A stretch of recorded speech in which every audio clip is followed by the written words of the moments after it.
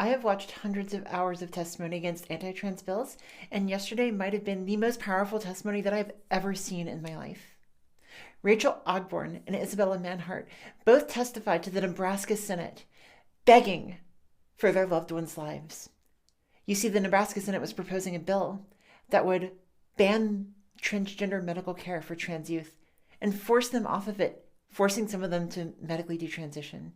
I want you to listen to this because after they were done, there was not a dry eye in this room. I cried just clipping it. Watch. Members of the Health and Human Services Committee, my name is Isabella Manhart, ISABELLAMANHART. I live in District 5, and I'm speaking to in opposition of the so-called Let Them Grow Act. I could waste my time addressing all of the falsehoods that I've heard in the past 3 hours from out-of-state individuals and people who have adults who have tragically internalized homophobia. But instead, I'd like to focus on the truth of what this bill means to trans youth and families like mine who live in Nebraska. I'm non-binary. My little brother is transgender, and I'm here today for him. I'm here today for my family and my friends and my community who shouldn't have to fight to ensure that we have access to healthcare. My brother is 10 years old. He's known he was a boy since he could speak. He plays soccer and basketball, and he does robotics, and he does reading Olympics. He plays cello and bass in a local youth orchestra, and he loves to read and make his own movies. He loves animals, and he wants to be a zoologist when he grows up. He's smart, and he's funny, and he's kind, and he's transgender. Every day I worry that he'll get bullied or hurt by kids his age because they can't see past the bigotry that our world teaches people. I shouldn't have to worry that the real bullies are our elected officials. The fact that anyone could look at my baby brother and think he deserves anything less than the basic human right to access healthcare that supports his needs absolutely breaks my heart. Senator Koth sent my family an email full of uncited facts in an attempt to justify this bill, but the truth is that the Let Them Grow Act is just as misinformed as it is a misnomer.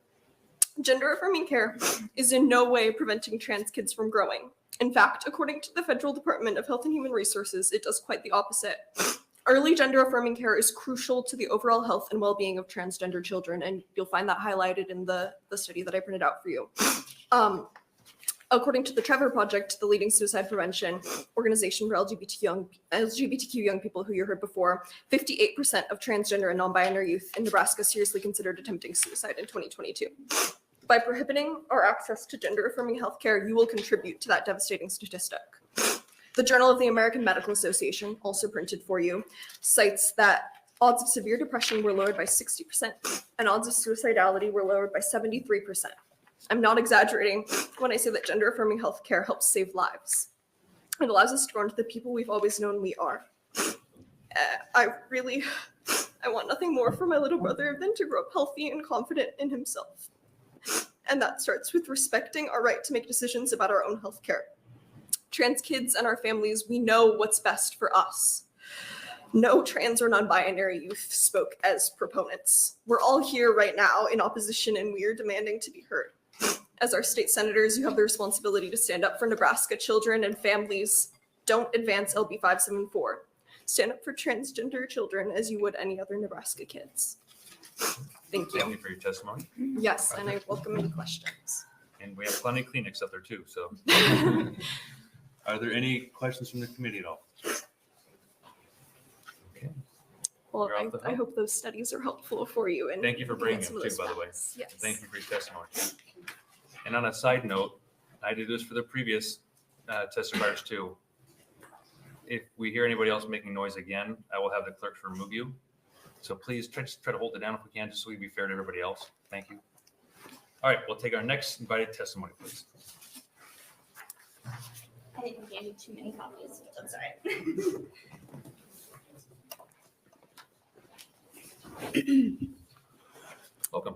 Hello, my name is Rachel Ogborn. That's RACHEL OGBORN. Sorry, I'm a little emotional after that last testimony, but anyway.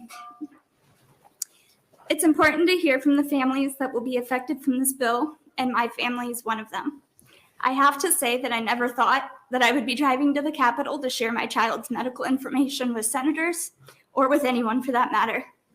I do feel very scared and vulnerable today, but I'm here so I don't lose my child. Sorry. I know that sounds extreme, but so is this bill. Receiving gender-affirming care from licensed professionals has saved my child's life. Gosh, I'm sorry, I'm struggling. You just take your time, it's fine. When my child's voice dropped, the world went dark for her. I didn't know this as I made cute comments about my baby growing into a man. However, eventually I found out her truth after several emergency room visits. After evaluation by 2 different therapists and multiple professionals at UNMC, which is one of the best medical centers in the country, she was able to start testosterone blockers and estrogen. I went from having a suicidal, depressed, self-harming son who didn't see himself in the future at all, to having a happy, healthy daughter. Sorry. Who smiles and talks at the dinner table. She wakes up early for school now, and she's excited to see her friends. I'm so sorry, this is embarrassing. Don't worry, you're just on national TV almost. I know, it's so awful. And it's the world staring at you. So I know, it's fine. fine. Thank you for making me laugh. Now she's making plans for her future. Unfortunately, one of those plans is running as far from Nebraska as she can. She feels under attack when she sees this bill and others in the media. And she said that she's told me that she's scared she's going to be a part of the next genocide in history. I know that the worry behind this bill is not wanting things forced on children, and I absolutely agree with that sentiment. I'm not forcing this upon her. I would never in a million years wish struggles upon anyone like this, especially my own child. I wish that I could just she could have a normal high school experience in the easiest life possible, and that neither of us had to worry about her losing her medical care. If anyone's forcing anything upon her, it's anyone who endorses this bill. By denying her medical care, they'd be forcing their ideals and their desires upon my child.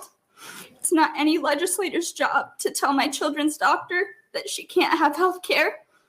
It's not any legislator's job to invalidate medical research or disregard statistics and data or make a moral show of my daughter's existence. I don't know why I'm here begging you guys to listen to medical professionals. I don't know why you're threatening the jobs of experts. How would you feel if someone denied you health care because they didn't believe in your medical needs? I urge you, please don't take away my daughter's right to receive health care and pursue happiness. Please don't threaten her existence in legislative bills. And if it makes you feel any better, neither myself nor my daughter have ever considered surgery for her as a minor, but it's absolutely nobody else's business anyway.